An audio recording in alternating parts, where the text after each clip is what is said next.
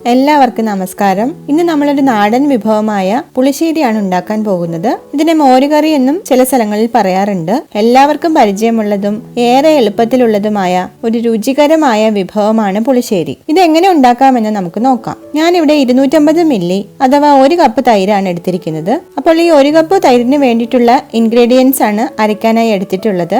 അതിനു വേണ്ടി 1/2 കപ്പ് തേങ്ങ ചിരകിയത്, 1 പച്ചമുളക്, 3 ചെറിയ ഉള്ളി, 1 ടീസ്പൂൺ മഞ്ഞൾപ്പൊടി, 1/4 ടീസ്പൂൺ ചെറിയ ജീരകം, 1 ചെറിയ കഷ്ണം ഇഞ്ചി, 2-3 വെളുത്തുള്ളിയുടെ ഇതള്, വലിയ അല്ലി വെളുത്തുള്ളി ആണെങ്കിൽ 1 മതി, 2 തണ്ട് കറിവേപ്പില, ഇവയൊക്കെ അരയ്ക്കാനായി എടുത്തു വെച്ചിട്ടുണ്ട്. തേങ്ങയോടൊപ്പം പച്ചമുളക്, ചെറിയ ഉള്ളി, മഞ്ഞൾപ്പൊടി, ചെറിയ ജീരകം, ഇഞ്ചി, വെളുത്തുള്ളി ഇവയൊക്കെ അരച്ചെടുക്കാം. ഇത് നമുക്ക് നല്ലതുപോലെ തരിയില്ലാതെ കുഴമ്പ് രൂപത്തിൽ മിക്സിയിൽ അരച്ചെടുക്കണം. അതിനുവേണ്ടി കുറച്ച് തിളപ്പിച്ച് ചൂടാറിയ വെള്ളം ഇതിലേക്ക് ഒഴിച്ചു കൊടുക്കാം. നമ്മൾ പുളിശ്ശേരി ഉണ്ടാക്കുമ്പോൾ തിളപ്പിച്ച് തണുപ്പിച്ച വെള്ളം, അതായത് ചൂടൊക്കെ പോയ വെള്ളം ഉപയോഗിക്കാൻ ശ്രദ്ധിക്കുക. തിളപ്പിക്കാത്ത വെള്ളം ഉപയോഗിക്കാതിരിക്കുക. നമ്മളിവിടെ അരച്ചതിന്റെ അവസാനം മാത്രമേ കറിവേപ്പില ഇട്ട് കൊടുക്കുന്നുള്ളൂ. ഇവ നന്നായി അരച്ചു വെച്ചിട്ടുണ്ട്. നമുക്ക് കാണാം ഇത് നല്ല കുഴമ്പ് രൂപത്തിലായിട്ടുണ്ട്. ഇനി നമുക്ക് തൈര് എടുക്കാം. ഈ തൈര് ഏത് പാത്രത്തിലാണോ നമ്മൾ പുളിശ്ശേരി ഉണ്ടാക്കാൻ പോകുന്നത് അതിലേക്ക് ഒഴിച്ചു കൊടുക്കാം. ഞാൻ ഇവിടെ 250 മില്ലി തൈരാണ് എടുത്തിരിക്കുന്നത്. നമ്മൾ കൂടുതൽ തൈര്, കൂടുതൽ തേങ്ങ എന്നിവയൊക്കെ ഇടുമ്പോൾ പുളിശ്ശേരി കുറച്ചും കൂടെ നല്ല കുറുകി വരും, കുറച്ചും കൂടെ ടേസ്റ്റ് ഉണ്ടാവും. ഞാനിവിടെ തൈര് തവി കൊണ്ട് ഉടച്ച് മിക്സ് ചെയ്താണ് എടുക്കുന്നത്. വേണമെങ്കിൽ തൈര് മിക്സിയിൽ ഒന്ന് കറക്കി കട്ട പോക്കി എടുക്കാം. ഒരു തവണ മാത്രം ഒന്ന് കറക്കി എടുക്കുക. അപ്പോൾ നിങ്ങൾക്ക് കാണാം എല്ലാ കട്ടയും പോയിരിക്കുന്നു. ഇനി നമുക്ക് അരപ്പ് ഇതിലേക്ക് ഒഴിക്കാം. കുറച്ച് വെള്ളവും കൂടി ഒഴിച്ച് മിക്സിയിൽ പറ്റി പിടിച്ചിരിക്കുന്ന അരപ്പും കൂടി ഒഴിച്ചു കൊടുക്കാം. ഇവിടെയും നമ്മൾ തിളപ്പിച്ച് ചൂട് പോയ വെള്ളം മാത്രം ഉപയോഗിക്കാൻ ശ്രദ്ധിക്കുക. നമ്മൾ പുളിശ്ശേരി തിളപ്പിക്കുന്നില്ല, ഒന്ന് ചൂടാക്കി എടുക്കുക മാത്രമേ ചെയ്യാറുള്ളൂ.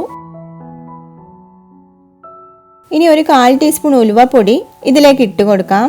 ഞാനിവിടെ 1 ടീസ്പൂൺ ഉപ്പ് ചേർത്തിട്ടുണ്ട്. തൈരിന്റെ പുളി അനുസരിച്ച് വേണം ഉപ്പ് ചേർക്കാൻ. ഇനി ഇത് നന്നായി ഒന്ന് കലക്കി മിക്സ് ചെയ്തെടുക്കാം. അതിനുശേഷം നമുക്കിതൊന്ന് ചൂടാക്കി എടുക്കാം. ഇതിപ്പോൾ അടുപ്പിൽ വെച്ചിട്ടുണ്ട്.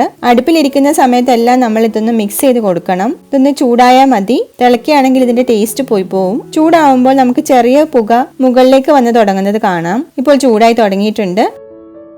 ഇത് ഞാൻ ഓഫാക്കി മാറ്റി വെക്കുന്നുണ്ട്. ഇനി നമുക്ക് കുറച്ച് കടുക് വറവിടണം. അതിനായി 2 ചെറിയ ഉള്ളി അരിഞ്ഞത്, 2 ഉണക്കമുളക്, 2 കറിവേപ്പില തണ്ട് ഇവ എടുത്ത് വെച്ചിട്ടുണ്ട്. ഒരു പാൻ എടുത്ത് 1 ടീസ്പൂൺ എണ്ണ ഒഴിക്കുക. ഇത് ചൂടാവുമ്പോൾ 1.5 ടീസ്പൂൺ കടുക് ഇട്ട് കൊടുക്കാം.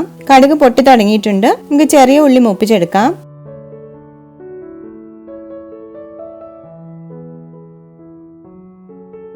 ഇനി നമുക്ക് കറിവേപ്പില, ഉണക്കമുളക് ഇവ ഇട്ടൊന്ന് മൂപ്പിക്കാം. ഇപ്പോൾ ഇത് റെഡി ആയിട്ടുണ്ട്. ഇനി നമുക്ക് ആ വറവ് പുളിശ്ശേരിയിൽ ഇട്ട് കൊടുക്കാം. ഇതൊന്ന് നന്നായിട്ട് മിക്സ് ആക്കി എടുക്കുക.